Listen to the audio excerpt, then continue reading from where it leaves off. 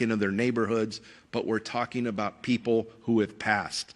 And that's not always a good thing to talk about. In regards to deaths, unfortunately, we did go up by 2 yesterday, 1 in the Eaton area and 1 in the Palisades area. And we continue to work with multiple partners, not only in the recovery of remains, but then ultimately the notification or identification of the deceased, and then the notification to the next of kin with our partners at the Los Angeles County Medical Examiner's Office. Regarding missing persons, there have been a total of 43 missing person reports taken in these incidences. Thank God 12 of them have been found to be safe. That's an increase of 7 more that were safely found, but that we do have 31 active missing persons reported, 24 in the Eaton area. That is an increase of 4 from yesterday, 7 in the Palisades area, which is an increase of 1 from yesterday. As I conclude, if you have any questions about updated either evacuation orders or warnings, road closures, please go to lacounty.gov/emergency. I will now introduce the Chief of Police for the Los Angeles Police Department, Jim McDonald. Thank you, Sheriff. Good morning. Over the last week, the magnitude of this disaster has come into focus. I remained humbled by the scope of the destruction, but also amazed by the countless acts of kindness I've witnessed and the heroic acts undertaken by so many. We'll continue to remain committed to protecting lives and property and remain focused on keeping the public safe. As all stakeholders continue to work to make evacuation zones safe for repopulation, please know that LAPD remains on tactical alert and will continue to dedicate whatever resources are necessary to keep everyone safe. For the upcoming 24-hour period, LAPD will continue to deploy approximately 600 officers to the impacted areas, with support from the Los Angeles Airport Police, Port Police, and the National Guard, who provided approximately 600 soldiers assigned to the Palisades incident. We're very grateful for their support. Also joining our efforts, the California Highway Patrol sent additional officers to the Palisades area, and these contributions are important as they free up LAPD officers to stay focused on crime suppression and investigations. We've deployed volunteers from Team Rubicon who are answering questions at checkpoints and are easily identifiable by the gray T-shirts. I want to thank our LAPD officers and our partner agents for their ongoing support in keeping our community safe. On the missing persons front, we continue to dedicate resources to all reports of missing persons. As of this morning, we have 8 reported missing. 30 of those have been found safe. 3 have most likely been found deceased, and 5 remain missing. We have no new fire area-related arrests or notable arrests within this last 24-hour period. If you notice anything suspicious or potentially connected to these incidents, please report it immediately. You can do so anonymously through Crime Stoppers or by calling Los Angeles Crime Stoppers at 800-222-TIPS or by visiting lacrimestoppers.org. In closing, I know that for so many, the events of the last few days have been life-altering. Please know that as we move forward, the LAPD remains committed to keeping you and our community safe as we recover. Thank you. I'd like to introduce now U.S. Environmental Protection Agency Incident Commander Tara Fitzgerald. Thank you. Good morning. I'm Tara Fitzgerald. I'm with the United States Environmental Protection Agency. The U.S. EPA has been tasked by FEMA to conduct Phase 1 household hazardous materials removal in the burn footprints. We are beginning this work today. We have personnel on the ground in both the Eaton and Palisades footprints conducting assessments. We're working closely with state and local agencies to conduct this work, and the initial phase of household hazardous materials includes removal of the most immediate risk to public health and workers returning to work within the burn footprint. That includes things like pesticides, batteries, including the risk of damaged lithium-ion batteries, fuel, and other things that would normally go to a household hazardous waste management landfill. Again, we are working quickly to ramp up and look forward to being able to support this recovery effort. Next up is LA County Public Works Director Mark Pistrella. Good morning, everyone. And again, my heart goes out to the residents of both fire areas within the city and the Altadena area. Right now, the public works directors from both City of Los Angeles and myself for the County of Los Angeles are actively assessing the damage that's occurred to these fires and making provisions to create safe access for our residents and make the lots safe as well for enter. We are advising the sheriff and the chief of police from the cities about repopulation. Our part in that is to be certain that we can get a resident back in free from hazards when they enter their property. The properties have been damaged beyond belief. They are full of sediment, debris, silt, and hazardous materials. You just heard our partner from EPA who are here to help us remove and prepare the area, remove the toxics from the facilities. But what remains is a load of debris that also has to be removed from the site. So we are working on that process of debris removal in conjunction with the City of Los Angeles.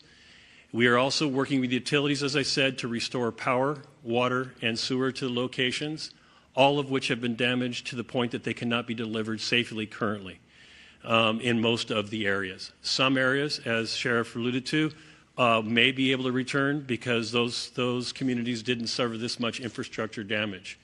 We are also, as the Chief Engineer of the Los Angeles County Flood Control District, we are also assessing the impact to the flood control system that serves the entire region, including both these burn areas. Both areas suffered watershed damage, burn to such a significance that we expect massive debris laden flows when it rains. Our system of flood control is designed to handle that debris along with the streets. However, in an event that we have major rain, we do expect that all of the street areas and all the communities will be impacted by debris flows that could be hazardous to human health. In order to address this, we are developing plans for both areas to capture and hold this debris back as much as we can during a rain event.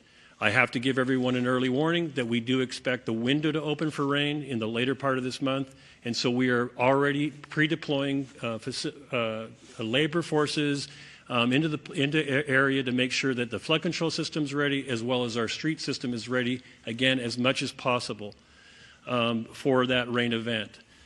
So we are coordinating utilities. We're advising both the city and the county about our readiness for people to return. That work is ongoing, and we will continue to provide updates as we make our way through the system so that essentially you can live there safely and our first responders can serve you. That's the other thing is we could have incidents once you get back in, and we need to have the access in place and the water in place to, take care of what may be future incidents, even structure fires. So there's lots of work to do for our public works agencies in order for us to say that these areas are ready to be restored. Lastly, on rebuilding. The rebuilding process will be streamlined. It will be organized as directed by both elected bodies, but particularly the Board of Supervisors have directed me to prepare the Altadena area as if it is a master plan community in which we are redeveloping the entire area. This master planning is already beginning. When I say master planning, what I'm talking about is preparing your properties for you to restore your homes on them. That again involves master planning all the utilities, the water system, the sewer system, and the road system. The first step in that process of development is to remove the debris from the site. As you heard from EPA, they'll take the toxics off. The county, in conjunction with the city, will be doing a debris removal process in which we will work together to safely remove the debris from an environmental perspective and from a site readiness perspective so that your property will be ready to be rebuilt on properly and orderly. That system is already in place. We're working with the federal government and the state government to put that into place, and there'll be more information to come on that process. If you want to learn more about the rebuilding process, please go to recovery.lacounty.gov. Thank you.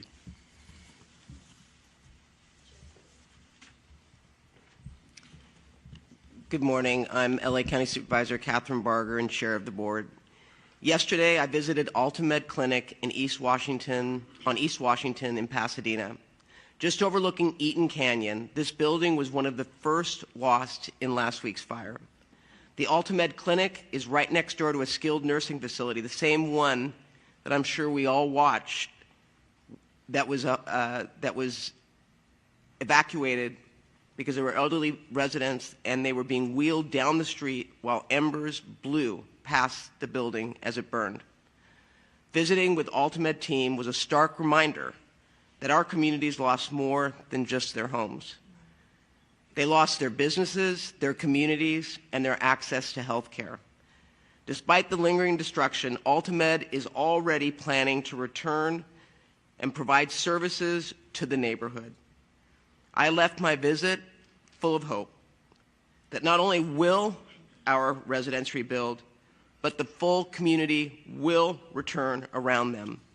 This morning on Lake Avenue next to the grocery outlet, a large sign stands saying, "Altadena strong, we will rebuild."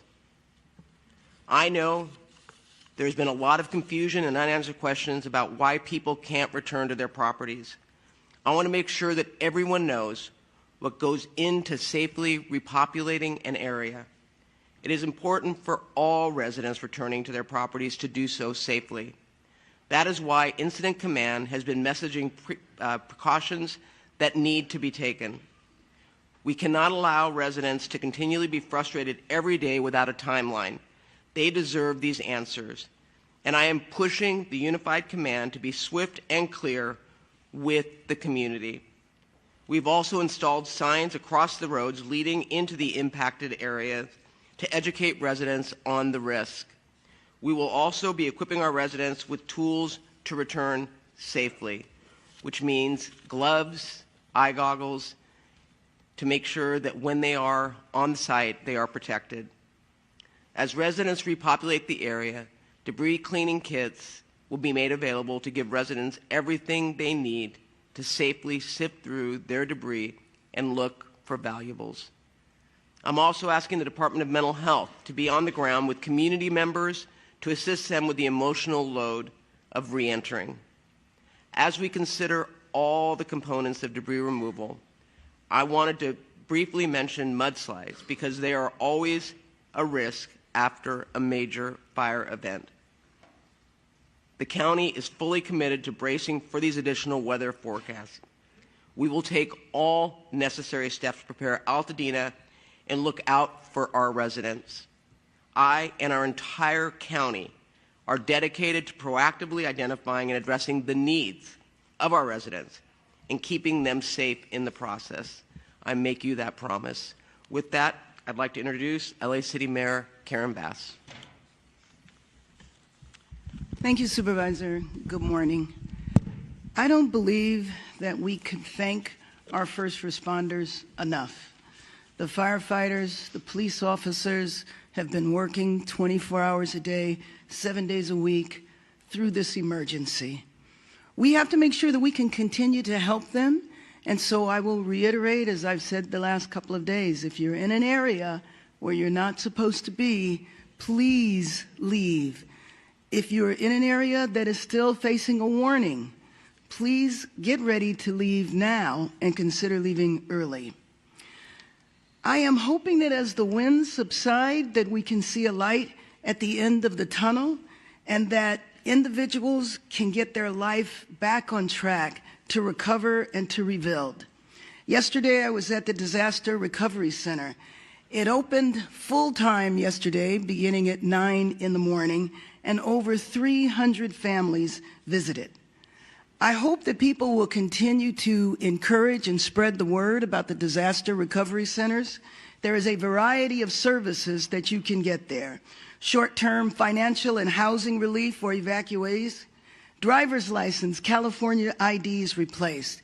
FEMA and SBA are there to assist businesses, and I'm extending the deadline to file city business taxes from the end of February to the end of March. Crisis intervention services are there, and while you're in the recovery center, you can see the emotional toll that this disaster has taken on people. As I spoke to people who had lost their homes or who were not sure the status of their homes, missing pets, the toll you can see mounting on them. But what was hopeful was the fact that there were services there to take care of them. There are mental health and other social services that are there. I was also encouraged that there were a number of people sitting at the city services tables who were ready to rebuild. The executive orders that were put in place are already being implemented. City departments were there. Building and Safety, Department of Water and Power are there on site. And I want to thank the incredible work of many nonprofits. Of course, the American Red Cross, Team Rubicon, Habitat for Humanity, an organization that actor Sean Penn created called CORE to help people get housed as soon as possible. And then yesterday we received an important announcement from our insurance commissioner, Ricardo Lara, that State Farm Insurance will offer renewals to affected policyholders. This is extremely important because we know in some of the affected areas, insurance companies were already pulling out. And the fact that State Farm is not going to do that, I think, is very encouraging. So the Disaster Assistance Center is located at the UCLA Research Park, which is on the corner of Pico and Overland. It's open from 9 a.m. until 8 p.m., 7 days per week. And please, please, please spread the word so that people know that those services are available. And as always, if any Angelino has any questions about assistance, recovery, or how we might move forward from this